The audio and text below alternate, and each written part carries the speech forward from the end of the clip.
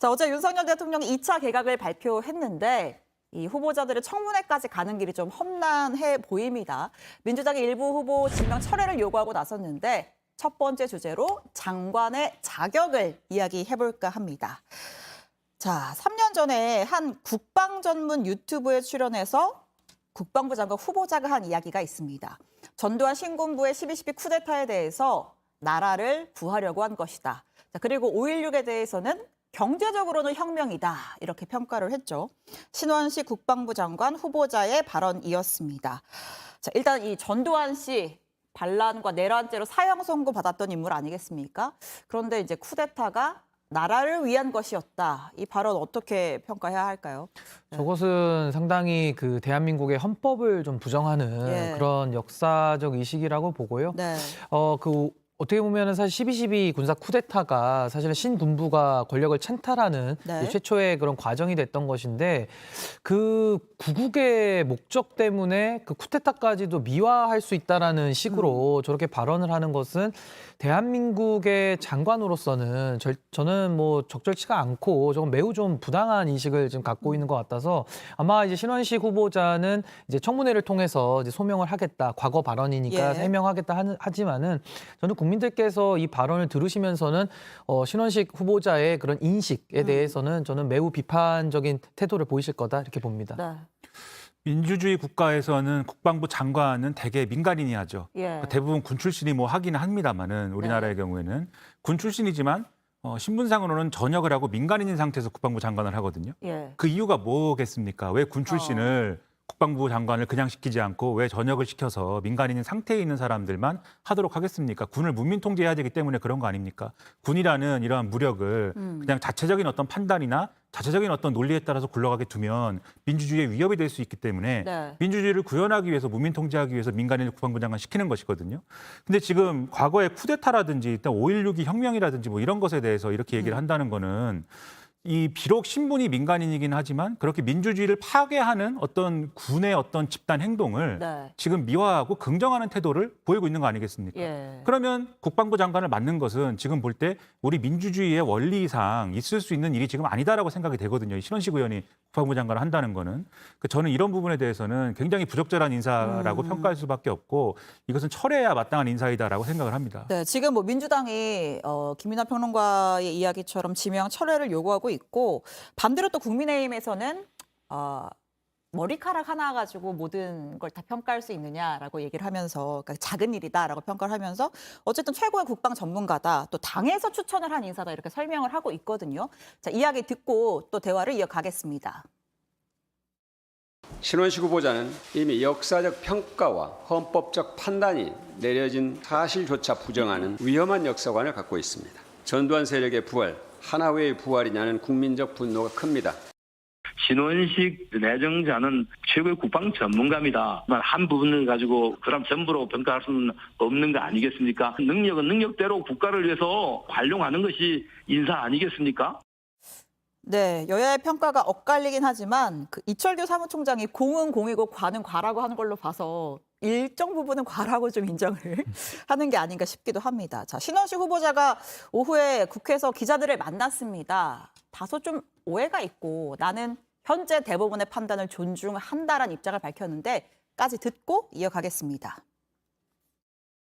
쿠데타는 절대 있어서도 안 되고 있을 수도 없고 대한민국 현실에 불가능하다고 봅니다.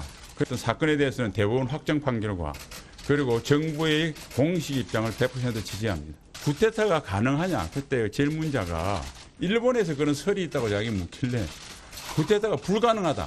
이렇게 설명하는 과정에서 앞뒤 맥락을 좀 자르고 이야기한 것 같고요. 저는 그 과거에 그 12.12는 나라를 구하려 했다라고 한 발언이 약간 뭐 개인의 신념인가라는 생각도 했었는데 오늘 또 출근길 발언을 보면은 대법원의 판결을 존중한다고 했단 말이죠. 뭐 장관 후보자로서 국무위원 후보자로서 이렇게 입장을 좀 바꾼 건지 어떻게 평가를 하면 됩니까? 저게 이제 본인의 발언에 대해서 후회하고 반성하면서 내 입장이 이렇게 바뀌었다라고 설명하는 것이라면 예. 그렇다면 그것에 대해서 좀 다뤄볼 필요는 있을 거예요. 예. 그게 정말로 이제 말씀하시는 대로 정말 그런 어떤 후회와 반성이 담긴 얘기인지. 네. 근데 제가 볼 때 이것은 변명에 가까운 그런 얘기일 뿐이고 앞서 말씀드린 것처럼 그 과거의 12.12 쿠데타라든지 5.16에 대해서 무슨 뭐 그것은 혁명이다라고 하는 긍정적인 어떤 평가들을 하는 게 본인의 신념이라면 앞서 말씀드린 것처럼 민주주의하고 맞지 않기 때문에 부적절하고 예. 만약에 그게 신념이 아니라 듣는 사람 의식해서 그게 이제 유튜브 나가서 한 발언이라는 거 아닙니까? 그렇죠. 유튜브 구독자들 그 성향에 그 사람들을 위해서 이제 정치인처럼 한 발언이다라고 하면은 이거는 자기 신념이 아니라 상황에 따라서 지금은 또 장관이 돼야 되니까 대법원 의견 내 존중합니다. 대법원 판결을 존중합니다. 이렇게 의견을 바꾸는 사람이라면 그럼 어떤 부분이 문제가 되냐면 국방부 장관으로서 또 갖춰야 될 덕목은 정말 국방부 장관의 임무를 하는 도중에 여러 가지 뭐 정치적 압력도 있을 수 있고 뭐 윗선의 눈치를 봐야 되는 상황이 막 닥칠 수 있고 이런 거 아니겠습니까? 국방부 장관은 군의 어떤 그러한 어떤 독립성이라든가 그러한 것들을 문민 통제라는 게 기본적으로 작용을 하는 거지만 군이 독자적으로 잘할 수 있도록 하는 그러한 것들을 또 만들어야 되는 인사거든요. 예. 근데 저렇게 뭐 갈대처럼 만약에 마음을 바꾸는 어떤 인사이다라고 하면은 윗선의 눈치를 볼 것이고 정권의 코드를 맞출 것이고 그 정권의 코드를 맞추는 동안 여러 가지 군내에 왜곡된 어떤 그러한 사안들이 발생하지 않겠습니까? 그렇다고 하면은 그것도 또 심각한 문제인 것이고요.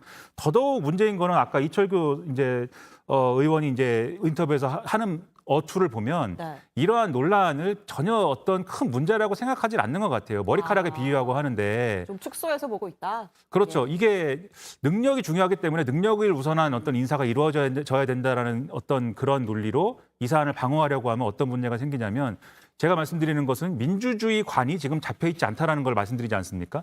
민주주의관에 문제가 있음에도 불구하고 능력이 있으면 그 사람에게 역할을 맡길 수 있다라는 게 사실 어떻게 보면 독재의 논리거든요. 독재자들이 대개는 그런 논리를 들면서 자기 정당성을 얘기하지 않습니까?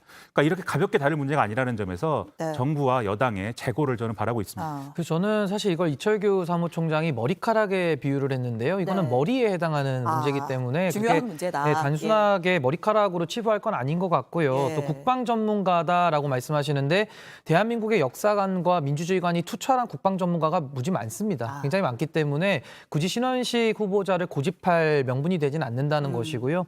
또 하나는 12.12 쿠데타가 뭡니까? 우리나라 군끼리도 그 내부에서 쿠데타를 일으켜가지고 상부를 체포하고 당시에 군을 장악해가지고 이것이 5.18까지 이어지면서 신군부가 등장한 그 단초를 제기한 사건 아니겠습니까? 네. 지금도 5.18 때문에 그 희생 유가족들은 지금도 피눈물을 흘리고 있거든요. 그럼 거기에 대해서 국민의힘이 항상 광주에 가가지고 잘못했다 그러고 과거를 반성한다라고 했는데 이제 와서 신원식 후보자가 과거의 발언을 놓고 보면은 그 진정성이 의심이 되지 않습니까? 아마 신원식 후보자도 본인의 과거 발언이 잘못됐다라는 걸 인정하는 것 같아요. 왜냐하면 과거 발언했던 거를 지금 그대로 안 옮기거든요. 또 네. 다른 소리를 하기 때문에 저렇게 신념이 바뀌었거나 과거에 잘못된 발언한 거에 대해서는 사과를 하고 저는 장관 자격으로서는 매우 저는 부족하다 저렇게 봅니다. 알겠습니다. 자, 이 쿠데타에 대한 평가도 있었지만 전직 대통령에 대한 평가도 조금 논란이 되고 있습니다. 노무현 문재인 전 대통령을 향해서 상당히 원색적인 표현을 써서 비난을 해서 또 논란인데 듣고 이어가겠습니다. 오늘날 문재인이라는 악마를 탄생시킨 초대 악마인 노무현이라는 자가 대통령이 된 겁니다. 2016년 촛불 반역 문재인 다는 것은 시가 문제입니다. 기분 좋게 처럼 춤추면서 합시다. 자, 안 내려오면 붕짜다 붕짜. 문재인은 여러 가지 악행을 많이 저질렀지만 최고봉은 안보 파괴입니다. 트럼프 꼬셔서 연합훈련 중단, 전략자산 배치 중단, 한미 동맹까지 다 허물었어요. 이것은 간첩이기 때문에 그렇습니다. 간첩.